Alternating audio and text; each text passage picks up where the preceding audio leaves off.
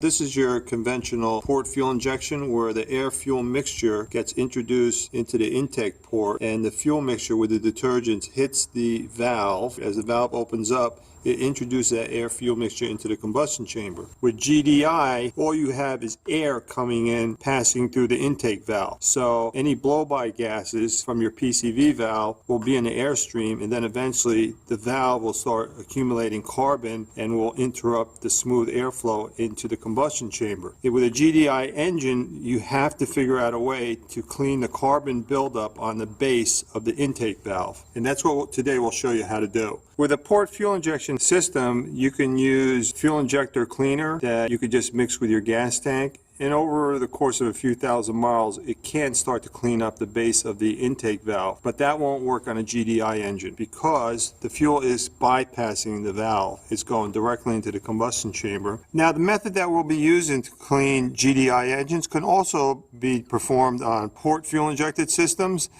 We're starting with a 2014 Honda Acura with 70,000 miles, and we have to start by getting the engine warmed up to normal operating temperature. So we'll use the brake booster vacuum line to introduce the cleaning solvent that will get sucked into the intake plenum. This is a good spot to separate the hose, and we'll leave the check valve in place, and it will open when the engine is running, drawing in the cleaner. See, that's the vacuum. On this car, we'll use this product called CRC that is an 11-ounce can with a detergent called PEA.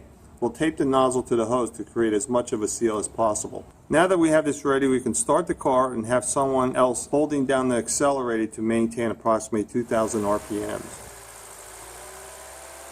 Introduce the cleaner with pulses. Don't just hold the can open or else the engine may stall out.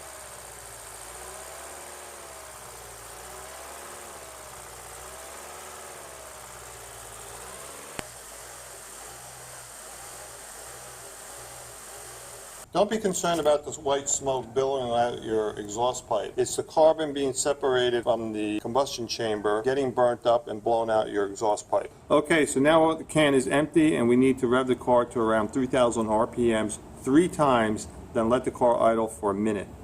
Don't worry about the check engine light. That will take care of itself once the vacuum lines are reconnected and the car restarted.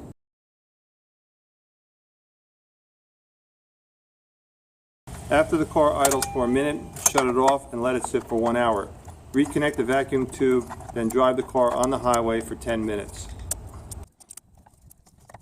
It was very difficult to get the hose off, so we'll put a little dielectric grease here, and the hose should just slide right on with no problem. There. Put this back on. We're good. I'll show you a different way of introducing a solvent with a concentration of PEA. We'll be doing it on an Acura MDX with 90,000 miles. Now, you could get an off-the-shelf product made by CRC that's specifically designed for cleaning intake valves. They even have a little picture, a before and after picture of the valve showing what it'll do. The CRC cleaner goes for $15 a can, so it's not cheap. And the main component that does the cleaning is a chemical called PEA. Now, PEA is provided in other fuel system cleaners. So here's a bottle of Gumout with PEA as the main component that does the cleaning. You put it in your gas tank and it dilutes in up to 21 gallons. But if you want a concentrated version of that, we could take the Gumout fuel system cleaner, put it in this container over here, which can be pressurized and turned into an aerosol. Now we're pouring the Gumout into the aerosol container, and then we'll mix an equal part of gasoline and pour that into the aerosol container.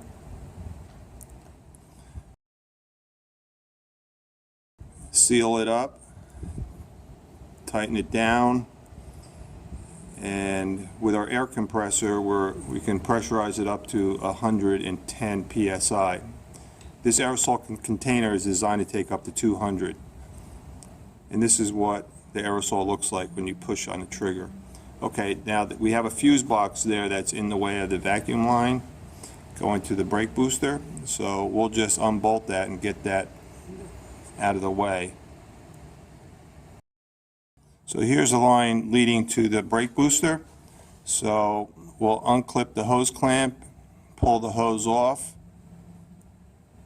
twist the hose in our direction,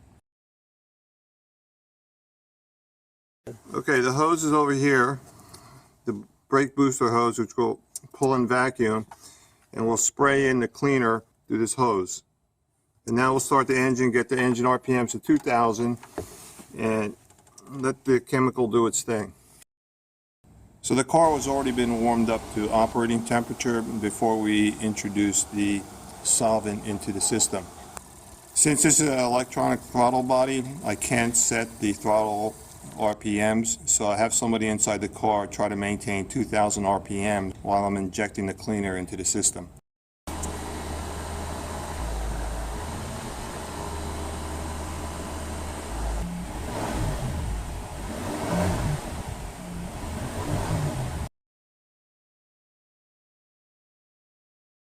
You should notice improvement in engine idle, engine response, and perhaps better fuel economy as well. The PEA stays on the contact surfaces, and over time, remaining carbon will slowly come off combustion chamber parts. This process can be done on both GDI and port fuel injection systems. The only difference is with port fuel injectors, it will not clean the injector tips.